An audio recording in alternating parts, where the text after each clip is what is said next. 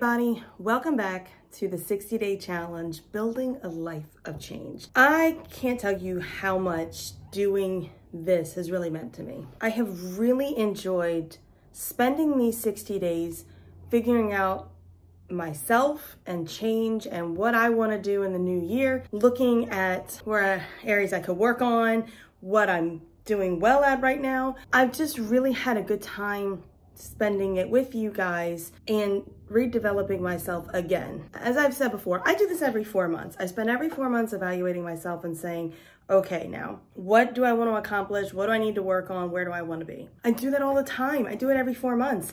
And so I just thought it was really appropriate that we were able to do it now when we're getting ready to go into a new year. So from January to April, spending the time doing this, looking at your goals, figuring out your habits, and then maintaining that consistency. Now, today's video is going to be a little different. And that's because I have purposely waited till the very end of the challenge to share my story. I've shared pieces of it throughout, but I know some people have probably thought this is ridiculous. People have probably thought this is not possible, that it really doesn't do anything for you. I don't know. I mean, you could have even doubted at some point during this that this process works, and that's okay. I did too. I wanted to show you first what it looks like to change. But now I'm going to tell you why I found it so important. Why at 37, almost 38, I had to stop and take a look at myself and figure out what I wanted. So I've told you about the anxiety issues that I deal with. I didn't start dealing with them till much later on in my life, like the high anxiety. So that's a part of why I started looking at change.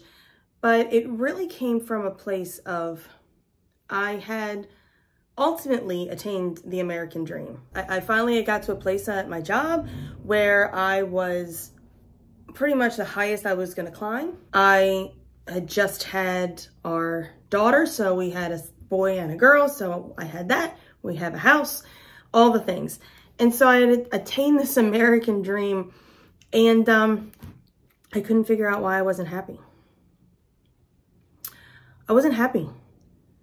It had nothing to do with my husband, nothing to do with the kids, because as you've probably heard in other videos and earlier videos, I wasn't supposed to have children. That's a whole nother series and story. I couldn't figure out why I was not happy, like at all. A lot of it also had to do with postpartum depression, because this happened a little over 2 years ago. I just had our daughter, and so I think postpartum had a lot to do with it. But even before that, I couldn't figure out what was wrong with me. Why was I feeling like this? Why was I feeling like I had no purpose? Why did I feel completely unfulfilled in my life? There was just something missing, and I couldn't figure out what it was. I shared this in an earlier video about when I was dealing with the postpartum. I found this YouTuber who, in like a recommended for you video, and I watched her videos, loved her stuff, loved what she was doing, and she would do something every October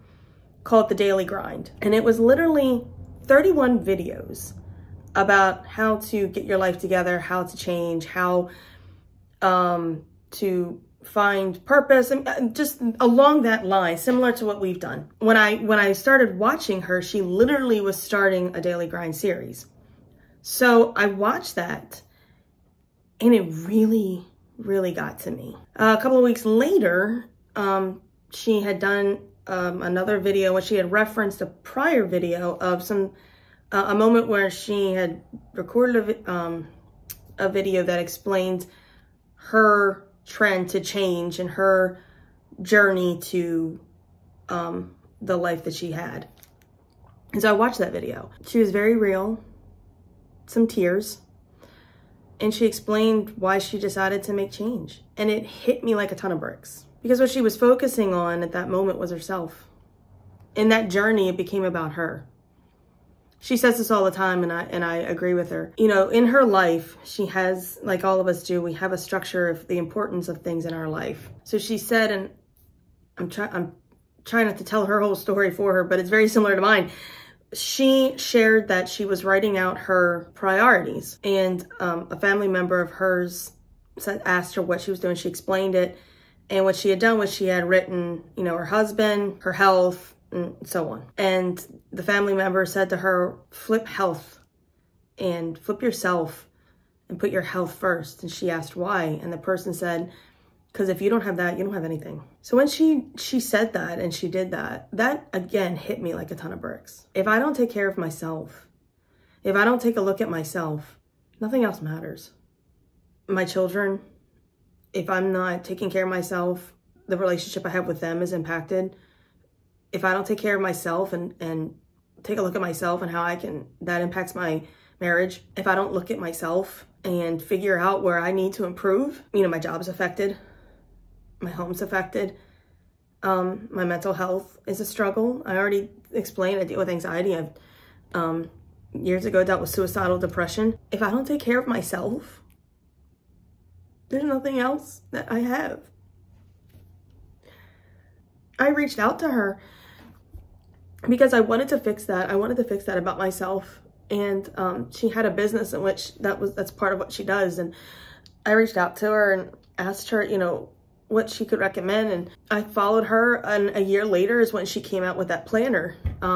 Then a year later, she came out with her own blueprint book, her workbook that I used, that I purchased at the beginning of this year. And that's what I used to get to this point in my life where, although I haven't attained everything I wanted, and I still have stuff I want to get done and things I want to accomplish, I still now understand that I don't have to just be living in that ungrateful time. I don't need to constantly question myself, and I don't need to look for all the reasons and trying to find a purpose, as in I have to dig and dig and dig to find my purpose.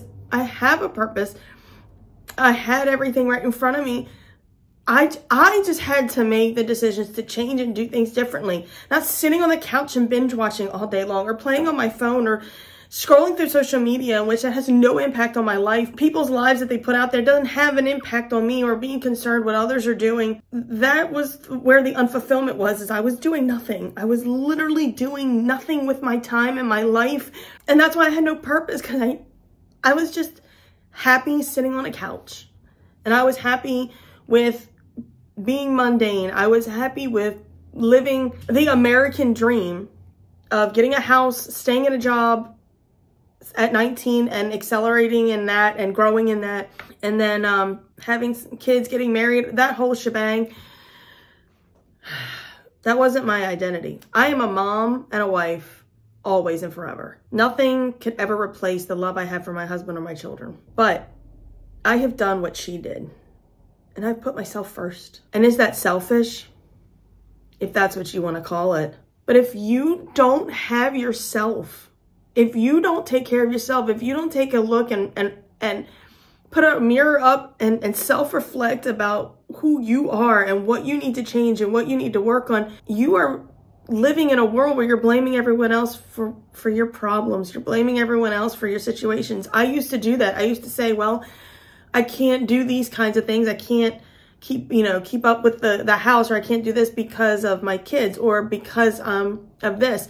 I can't, this year I've developed this 60-day challenge on my own based off of things I've learned from, in the past, I would have said, I don't have time for that because I don't know how to do it. I just did it, to be honest. That's what happened. I just went ahead and did it. And that's what you're going to have to do. You're just going to have to do it. Stop finding a reason to not change. That's the problem. We all are looking for reasons to not change. That's what I was doing.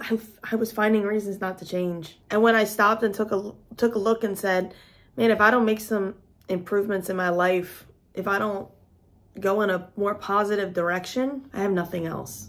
I have nothing. I will constantly be in this unhappy state. And let me tell you this, living like that, living unhappy and miserable, whether or not you believe this, you will, I promise you, affect everyone around you. Just like we've talked about influences in your life and how you have influence. You can't live like that anymore. You've got to look at change in your life. It doesn't matter your lifestyle.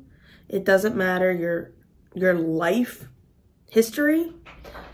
It doesn't matter your circumstances in some cases. Change is up to you. No one else. Nobody else makes that decision. So this is what I'm going to leave you with. What's your priorities. Because let me tell you this, if you say that it's your family and your kids, that's fine. And I respect it. But if something should happen to you, if you're unhappy, if you are sick, if you're not taking care of yourself, if your mental well-being isn't in the best place, if something should happen to you, they're here without you. If you don't take care of yourself and look out for yourself and put yourself first, you're gonna see that impact and you're gonna feel that. I can't stress enough just how much Angie changed my life. God has a great deal to do with it, because I'll tell you what, if it wasn't for him, I probably would not be here. I've said that before, and you can believe that or not, but when I was dealing with suicidal depression, I wasn't watching her then. So if it hadn't been, quite honestly, for God, I more than likely would not be here because of how bad my suicidal depression was. And so God has a great deal to do with this change, because I promise he's at minimum the one consistency in my life. But I finally took a step and decided I'm going to make a difference. That was and where I found my purpose, making a difference, being there for people, supporting people, using the talents that I have, from music to organization to the creativity in my mind, all that stuff I've put to use this year. And I have done more, even in these last 4 months, than I have even done all year. And I've been doing this all year. I still have a long way to go in my mind in improving some things about myself.